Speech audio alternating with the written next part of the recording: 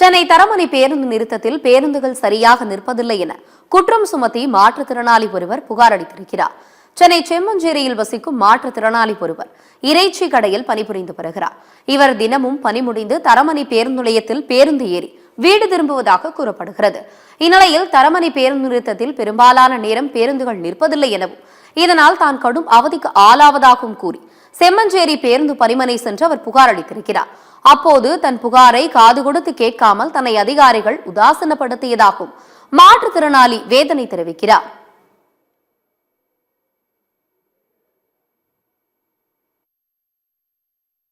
கை காமிச்சு நிப்பாட்டினா கூட அவ்வளோ தூரம் போய் நிப்பாட்டுறானுங்க. கேட்டா பின்னாடி பஸ் இன்னொன்று வருது, அதுல ஏறுங்க, இந்த பஸ் விட்டுருங்க, வேற பஸ் ஏறுங்க. 3 பஸ்ஸு சார், 3 பஸ்ஸும் போல அப்படியே நிப்பாட்ட மாட்டேன்ட்டாங்க. ஸ்டாப்லேயே நிப்பாட்ட மாட்டேன்ட்டாங்க சார். கேட்டா அவங்க போய் நிப்பாட்டுறான். எத்தனை நாள் அது மாதிரி நடக்குது?